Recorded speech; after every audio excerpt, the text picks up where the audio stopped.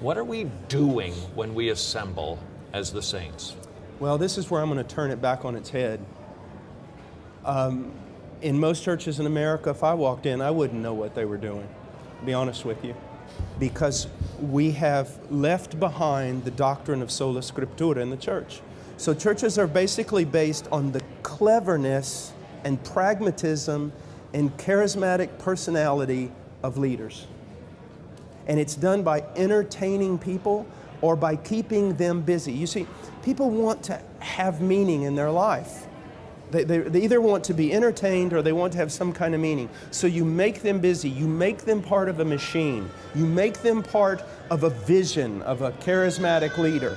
And you get them all headed in the same direction. That's why, you know, a 60-year-old accountant for Walmart ends up joining a biker gang and going to Sturgis, you know, and hanging out with all the people. Why? Because he's looking for something. So you can build a church on all kinds of things that aren't biblical.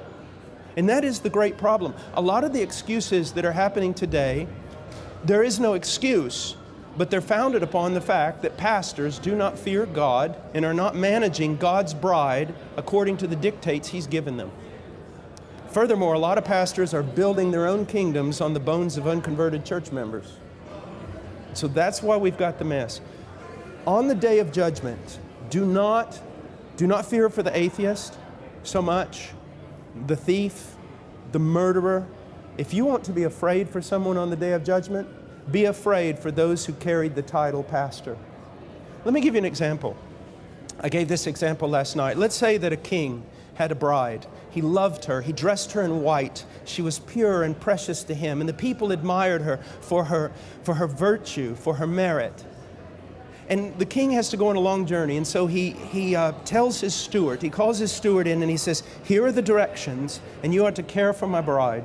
You do not deviate from this, not one jot or tittle. And when I come back, you'll be rewarded. Or I'll come back and you will be severely punished.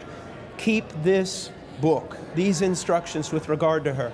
Well, after a few years, this steward realizes that the people are losing their loyalty in the king. And they're no longer concerned about the bride because, well, she's just prudish. She's old-fashioned.